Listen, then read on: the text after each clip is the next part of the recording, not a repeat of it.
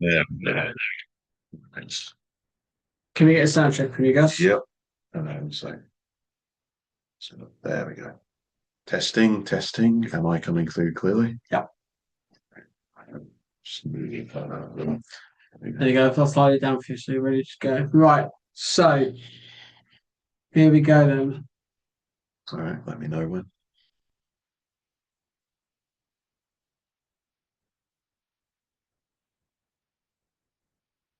When you're ready to go. All right. Hello, this is Gus. I'm here for another set of movie music, and the first song in the set is Can You Feel the Love Tonight? Requested by Anita and featured in The Lion King, also performed by Elton John. Got a bit muddled there. All right, enjoy.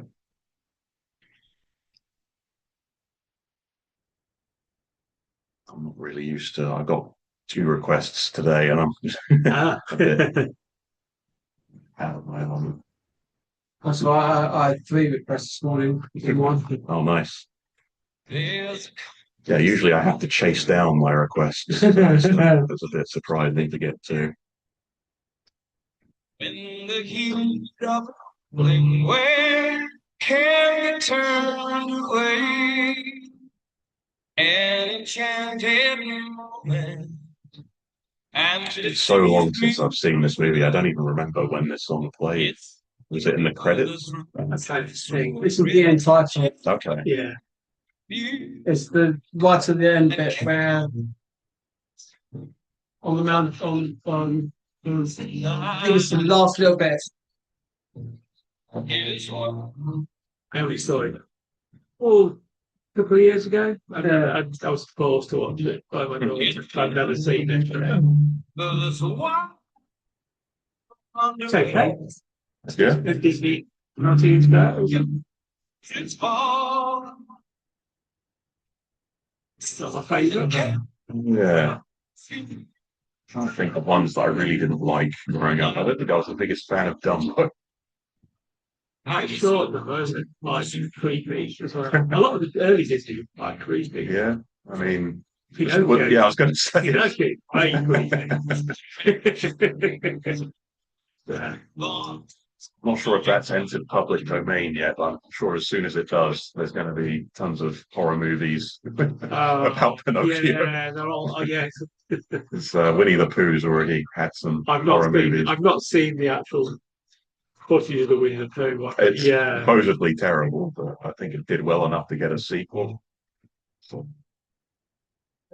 I've been waiting for the Popeye came in from the blind at the start of this year, and I've been waiting for someone to do a dark Popeye. It could be done. feel like it could just be like Crank, where he just takes the spinach. I mean, he goes goes all that. he just goes. Beat the heart.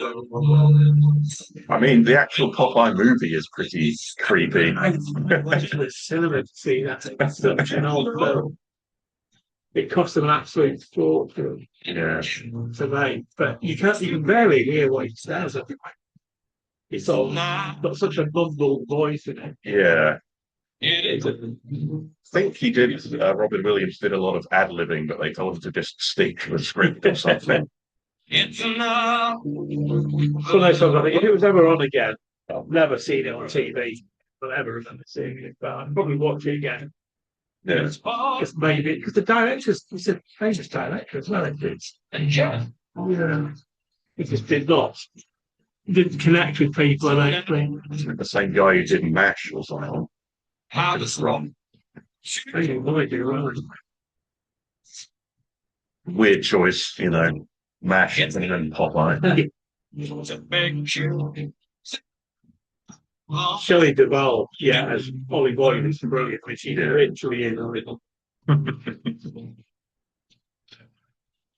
got the whole Yes, I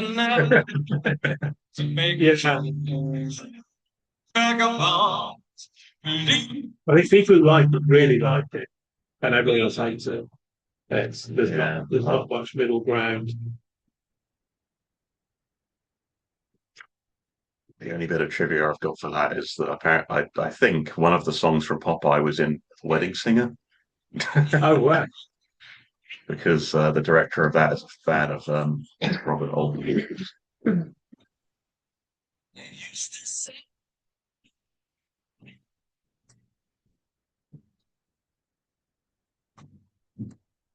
Best Bond theme. It's up there, I It's up think. there. Best of the older film. Yeah. Definitely, I think it's. But so many people have done it. Isn't there like a Guns N' Roses cover? Yeah, Guns N' Roses have done it, yeah.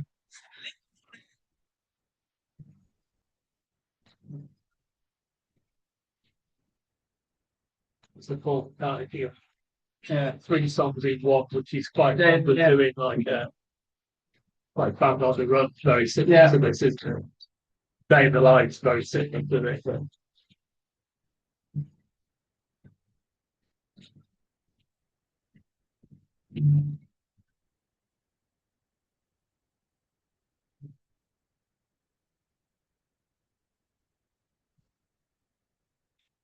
And I will say this every time we have a Bond, but still no confirmation of a film title, singer, or who. They were saying about that guy who's done a Martini, that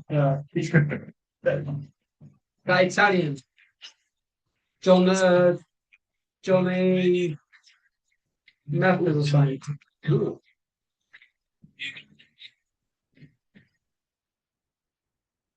But Johnny what, the singer? Who's a Yeah, the guy who did the Martini ad. Yeah. It was on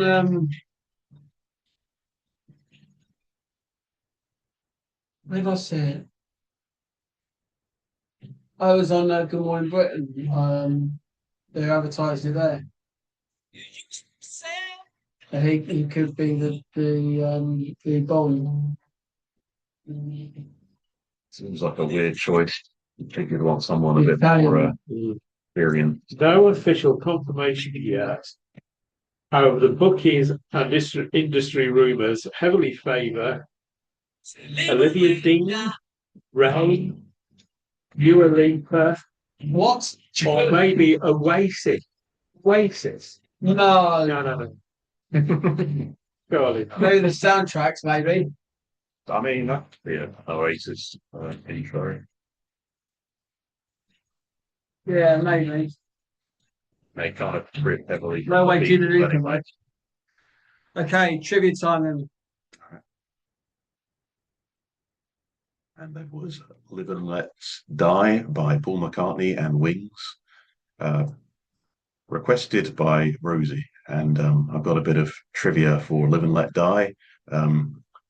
It was the first movie starring Roger Moore, but he was not the first choice for Bond. It was Clint Eastwood, but he turned down the role because apparently, he felt that Bond should be British, so which is fair enough. And there was also one of the more memorable scenes in the movie featured somebody leaping across crocodiles, and that person was Ross Kanaga, and it took him 6 takes. He was bitten. He fell over multiple times. He got 193 stitches, but he got it done in the end. And this earned him they named the villain after him. So it's obviously the cast and crew were quite impressed by what he accomplished.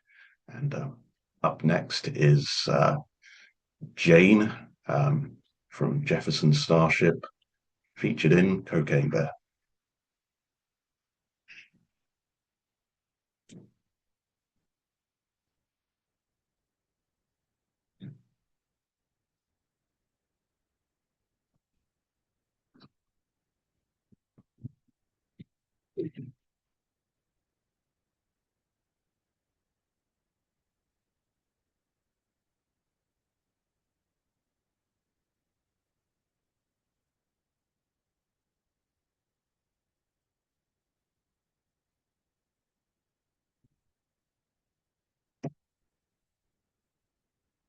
Also in Wet Hot American Summer, but I haven't seen that. Have you seen it? None of us have seen It's on my list. I don't know what platform it's on or. Yeah, I've heard there's a series of it, so maybe it's either Netflix or one of the streaming platforms.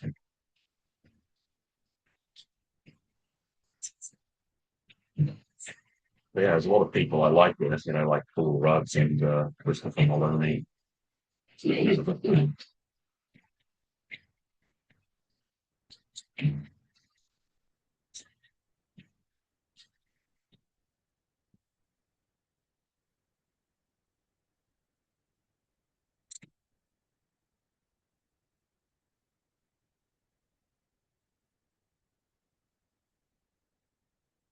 Discussing the real sort of life story of the cocaine bear. I think the one that, you know, the actual story is quite boring, you know, that he's the cocaine and died. I think they capitalized on that and had like a museum or something dedicated to the cocaine bear. It's already, you know, has a bit of fame.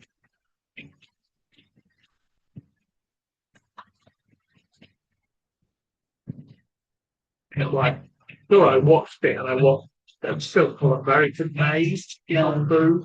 Okay. Was the about drug running. And it's like a slightly different take on definitely more serious cartelling forms, whereas the varying things. Yeah. Bricks and Definitely not. You know. Well, that being said, it probably would have been like kind of equally as funny if they took it completely seriously. Yeah. It's very dumb concept. Yeah. I mean, it's quite gory at the point. Oh, yeah. I thought it'd be fun. Not funny, but I thought it'd be just great. Yeah. Yeah.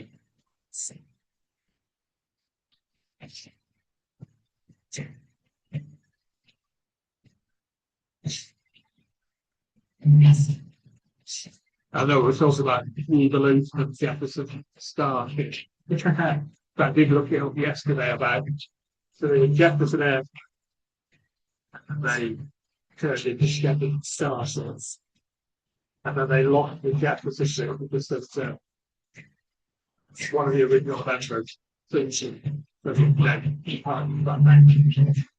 they dropped Jefferson. So I think quite a lot. Personnel changing, a few bit style changing, but it's something around the really fun having through.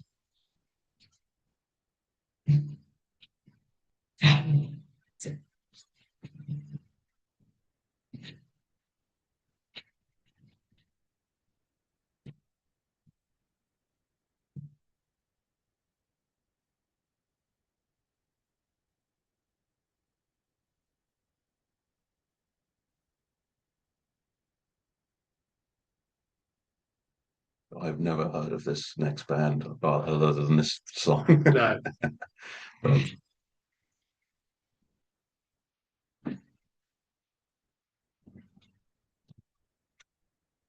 That's what they form. Yeah.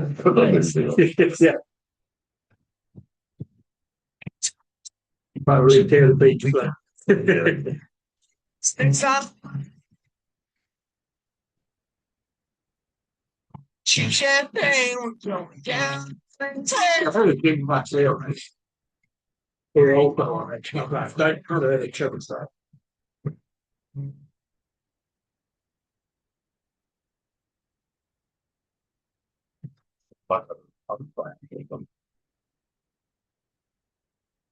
They're like a. I was looking at them, it's not like escape band. Yeah. You know. Not quite so, yeah, it's not far off it, man. Yeah. So, but COVID stuff, shit, that's like the big over since 2005. That's when the movie came out. Ah, right, okay. So that'll do it.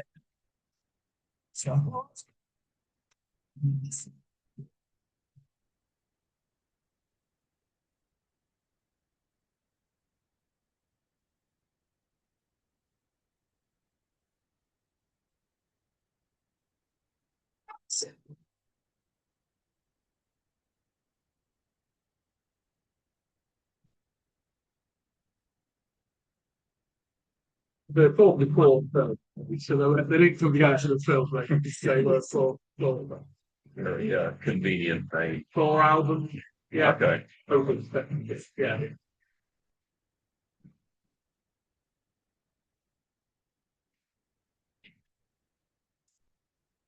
There's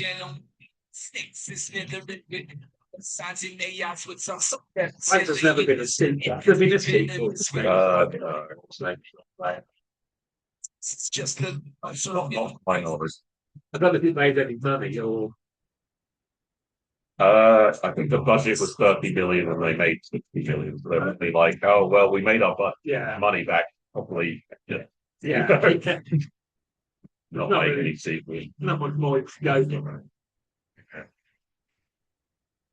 I was in where speed went wrong. Where they did speed drill and load.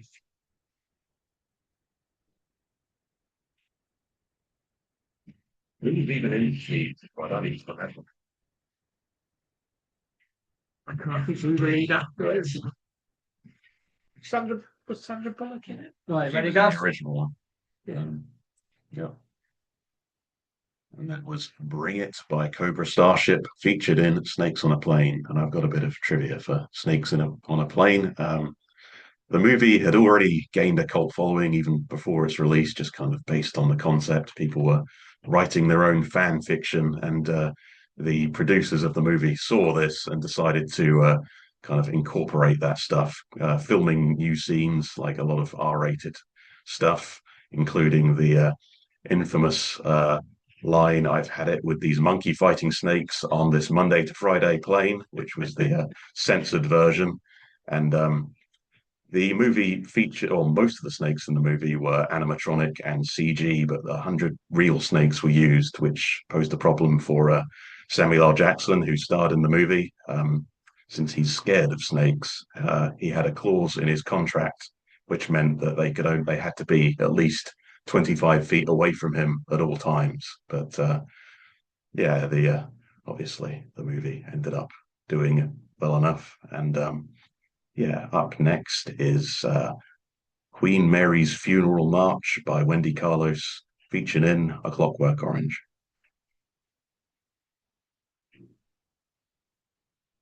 I did not know that. The Samuel L. Jackson was a snake. Would you have done that film? I mean, I know why you've done He even held one and threw out the window. Yeah, that must have been a rubber snake. it. He's a good actor. Yeah.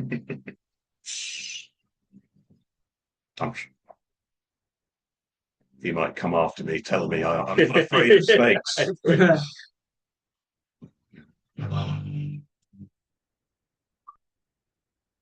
So have you seen A Clockwork Orange? I have, yeah. Yeah. Not seen it. It's a weird movie, like most of Stanley Kubrick movies or adaptations. I think I saw it about 1990, so it's quite a long time. Yeah, I think it came out on videos after it was banned, wasn't it? probably wouldn't surprise me. Quite quickly. Yeah, apparently the book is even more graphic, which doesn't surprise me. I think I tried reading the book, but it's written in the weird. Yeah, a friend of mine. Speak or whatever. Yeah, a friend of mine read it and he said there's a lot of like Russian slang or something, like fake Russian slang. Hard to read. And I think the main guy, who's played by Malcolm McDowell, was like 15 in the book or something. Yeah, it's quite a young. Which obviously you didn't really have somebody that young doing the things he did in the movie. But it does kind of make more sense considering what happens in the movie. Like, Yeah. They kind of just let him off with a, like, well, I'm going to say a slap on the wrist, but they did some weird things. Yeah. weird experiments on him.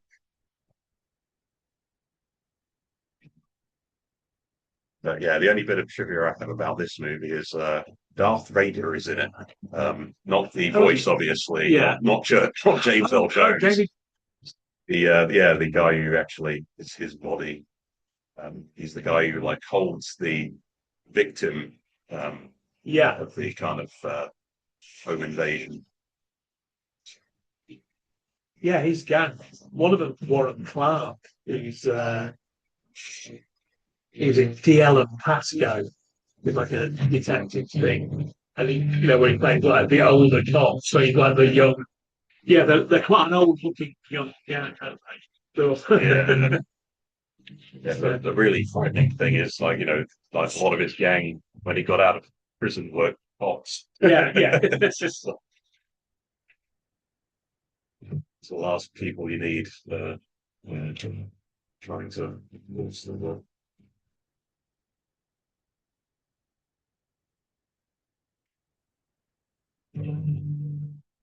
bit of trivia. I know it's Heaven 17, the band got their name. They're one of the bands when he goes in the record shop and he's looking at records. That's the name of one of the bands in the record shop. Okay. Is the Heaven 17. That's where they got their name from.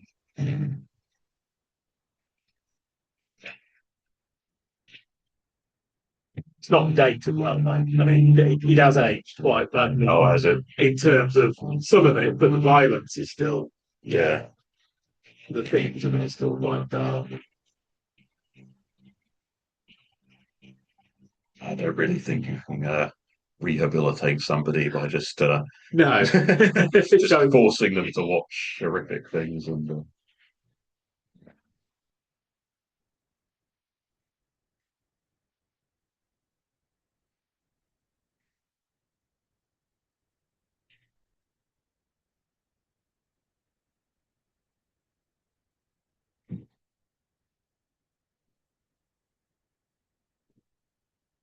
this is also probably used in a lot of other regions as well. yeah. Quite a recognizable song.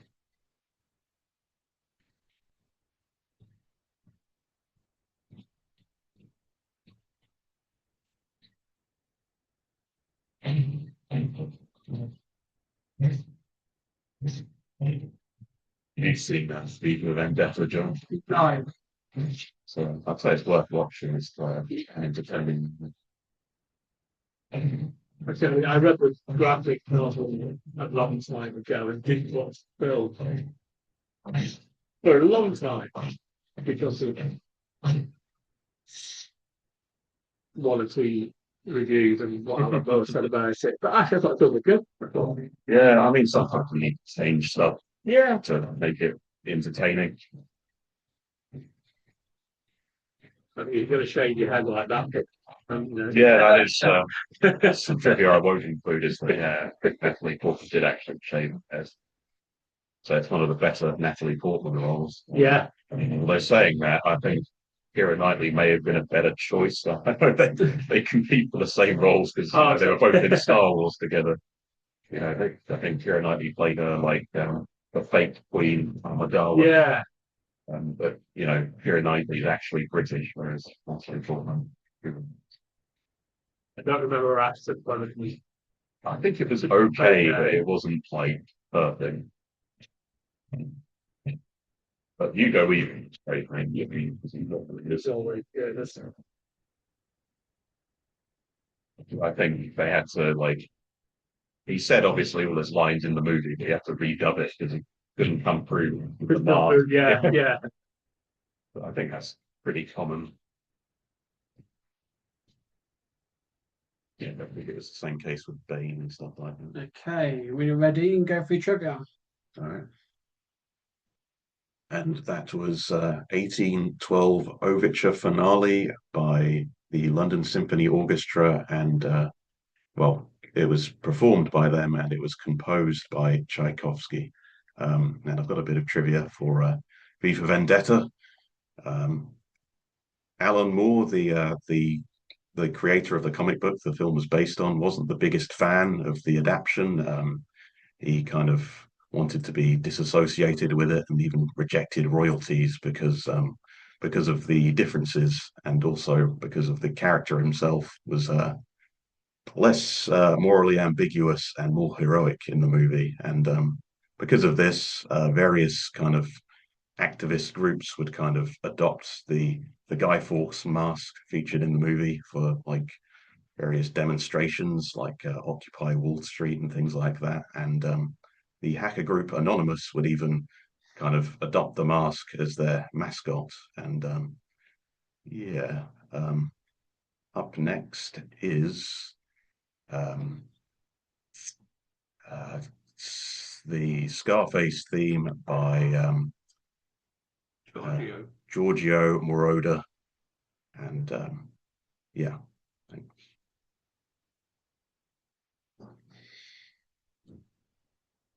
I'd forgotten that's where the mask came from.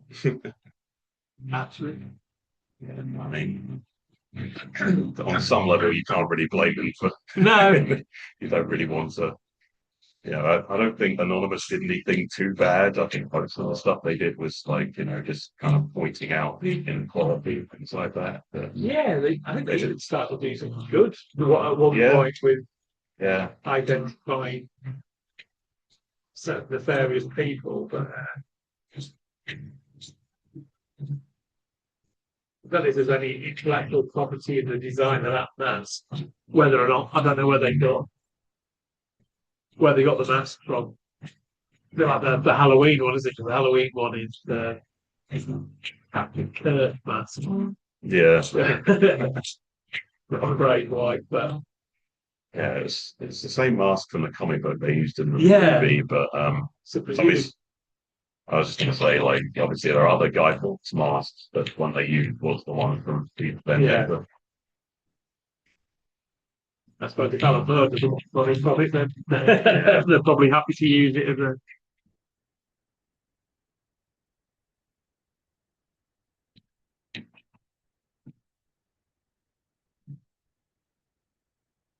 So I think Scarface has held up pretty well. Yeah.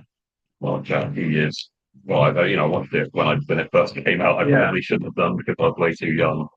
I watched it like around 2020, and it's still. Yeah, I only saw it for the first time during lockdown. I was going through all the films like Vanity. And yeah, I thought it held up. And it's not just amusing. Seems odd using such stuff because it's pretty much it's sort of second age. It actually works quite well. I think it came out in the 80s as well, wasn't it? Or was it earlier? Yeah, no, it's held up well. Yeah, I've seen all the clips, but I've never seen the whole thing together. But I thought it was Ryan Coleman.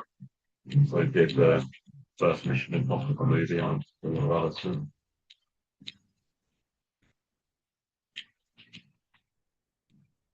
I haven't seen the latest Mission Impossible. But on my list. Yeah, the worst thing, I thought part one was really good and part two was good, but it's quite long. Yeah. But it does its job. Still haven't featured the Mission Impossible theme. I'm debating which one to use because there's so many of them. I go with the first one. Yeah, because they kind of re-recorded a lot of. I mean, Limp Bizkit did. I'm just going to make don't see the Limp Bizkit. I didn't mind the instrumentals, to be honest. But, some lyrics are very early 2000s. Yeah.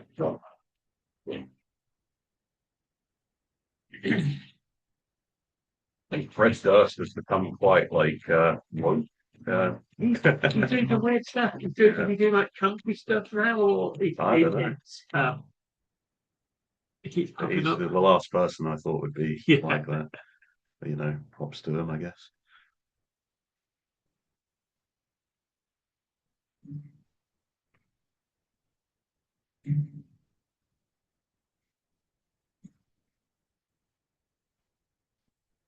Just reminds me of when I was working in Odeon, they would play movie soundtracks and things. I was an usher, and I just spent a lot of time just thinking, "Oh, what's that from?" Yeah. And it just took me longer than it should have done for me to realise this was escaping you. Because you would have been, it's John Carpenter. But which? Yeah. I felt one of them. Yeah. It's so 80s. I mean, having your hero become just a risky. Have an eye patch. Yeah. But yeah, it used to be one. It used to be. I think when I was about, which was what 81, eight. So I think probably saw it when I was like 10 or 11. It's my favourite film for a long time. Like this is the only cinema lobby song I've used so far. All right. I never actually got to make the playlist, sadly. Yeah, I was just stuck there for several hours, basically. As I said, giving you flashbacks.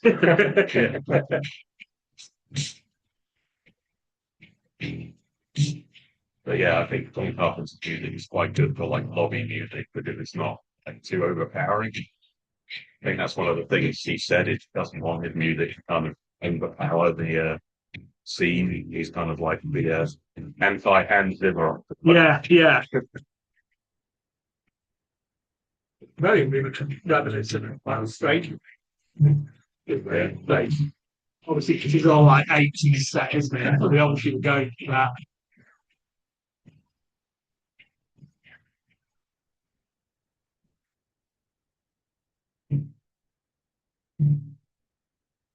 Right. Another one down. All right. Time to say goodbyes. And that was the Escape from New York theme by John Carpenter. And that's it for me today.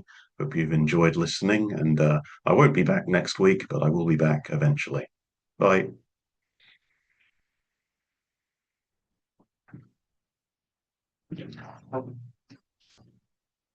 I will say it is quite liberating now to be able to use songs from movies I've already done. That's Yeah. I'm glad Now you've done, yeah. somebody requested a song already done from other movies. Because one thing I've noticed listening back to some of this stuff is that like my presenting has gotten better, but the kind of quality of the songs has gotten a bit worse. Just because I'm kind of scraping the not the bottom of the barrel, but nearing about midway, I'd say. All right, there's the keyboard. Cool. All right, and yeah, thanks for listening on YouTube. If you'd like to listen to the music without us talking, there is a link in the description to the Mixcloud archived version.